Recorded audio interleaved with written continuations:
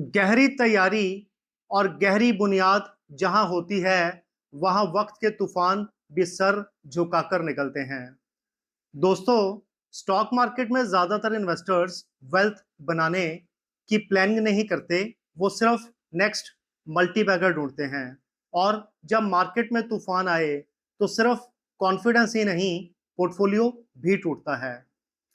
आपने कई बार नोटिस किया होगा कि कुछ लोग और कुछ कंपनीज हर एक क्राइसिस के बाद और मजबूत बनकर निकलते हैं, बल्कि ज्यादातर वहीं रुक जाते हैं।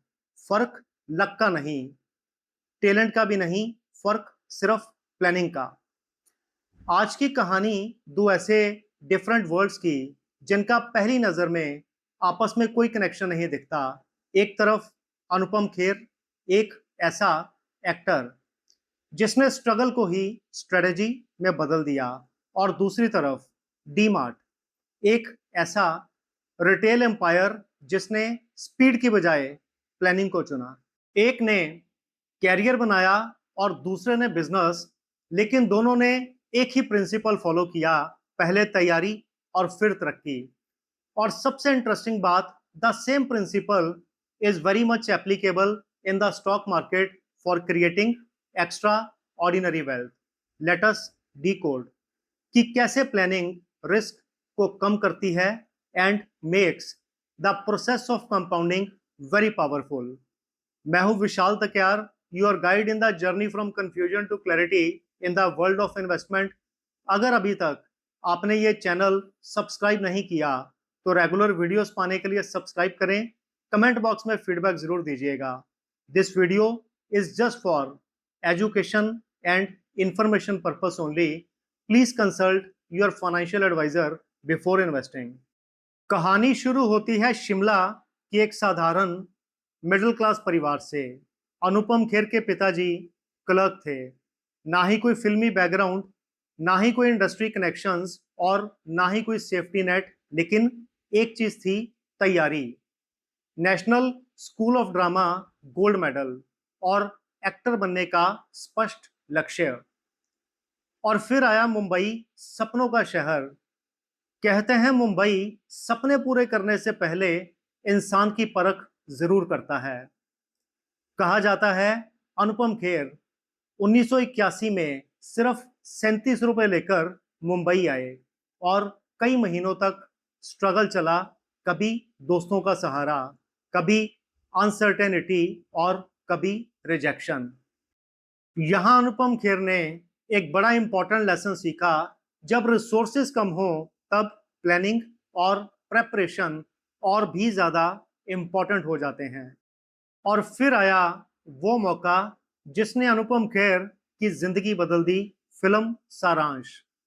उम्र मात्र 28 साल, और रोल एक ऐसे पिता का जिसने अपना जवान बेटा खो दिया। Just imagine when every newcomer wants to be a hero, Anupam Kher ने हीरो का रोल नहीं, एक्टर का फ्यूचर चुना। और यही फर्क होता है प्लानिंग और पॉपुलैरिटी में। पॉपुलैरिटी आज को रिवॉर्ड करती है, और प्लानिंग कल को।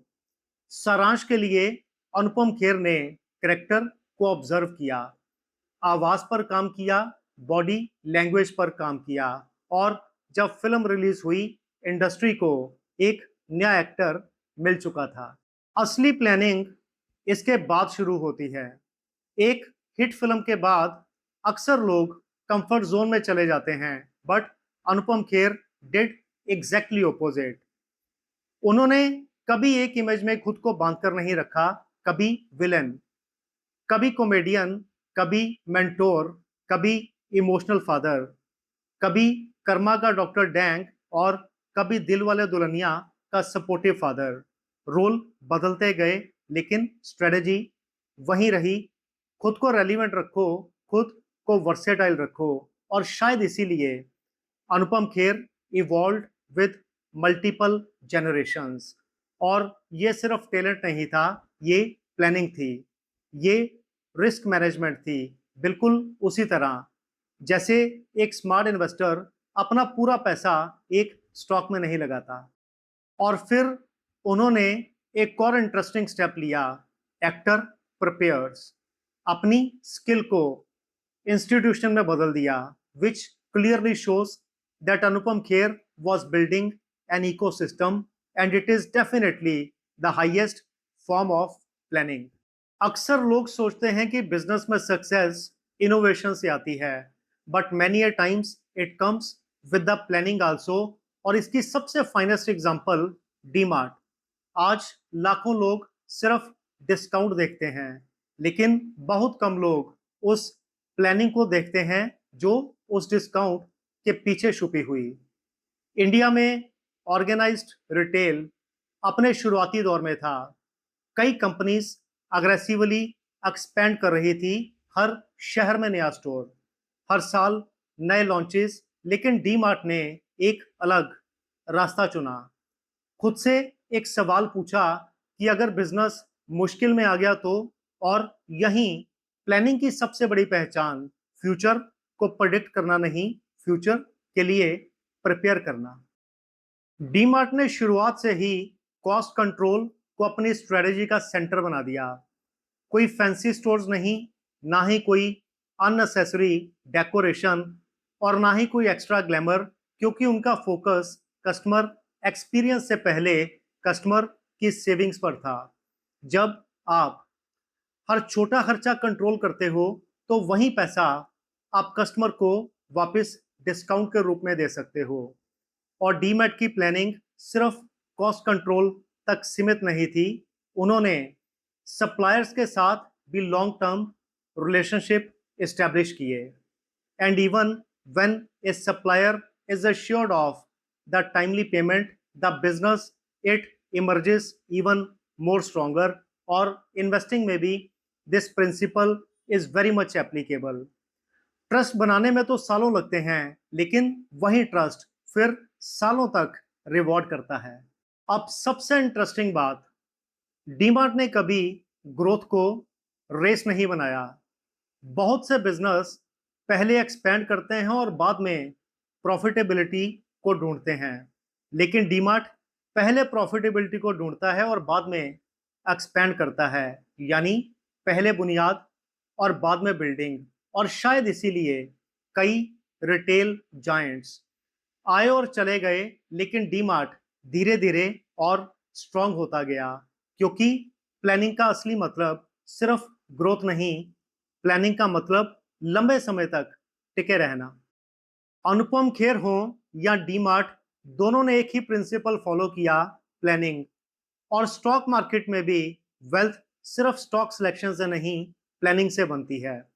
Let us uncover the investing lessons from the journeys of Anupam Kher and DMart. तो पहला लेसन, प्लानिंग बिफोर प्रॉफिट। अनुपम खेर ने पहले एक्टर बनने की तैयारी की, सक्सेस बाद में आई। और डीमार्ट ने भी पहले बिजनेस मॉडल को परफेक्ट किया, एक्सपेंशन बाद में आया। स्टॉक मार्केट में भी पहले प्रोसेस बनाओ, profit will chase you. Just imagine अगर 2020 में किसी इन्वेस्टर ने पैनिक के दौरान छोटी कंपनी जैसे सीरा सैनिटरी वेयर और एस्ट्रा माइक्रोवेव में इन्वेस्ट किया होता और पेशेंस रखी होती in comparison to an investor जो हर महीने स्टॉक बदलता है, तो ज्यादा वेल्थ किसने बनाई? अक्सर उस इन्वेस्टर ने जिसने पहले प्लान बनाया। Lesson 2, survival before growth. Anupam Kher ने स्ट्रगल सर्वाइव की। DMart survived retail wars. और इन्वेस्टिंग का भी पहला रूल सिर्फ कमाना नहीं, पहला रूल सर्वाइव करना, क्योंकि कंपाउंडिंग तभी पॉसिबल है अगर कैपिटल बची रहे। Lesson 3, compounding loves planning. सबसे बड़ा मिथ है कि compounding rewards patience, but the fact is compounding rewards planning, और पेशेंस प्लानिंग का ही एक result. I am sure this video will definitely make a lot of value addition in your investing journey. Comment box में feedback जरूर दीजिएगा, और अगर अभी तक आपने ये चैनल सब्सक्राइब नहीं किया तो रेगुलर वीडियोस पाने के लिए सब्सक्राइब करें। Thank you so much and जय हिंद।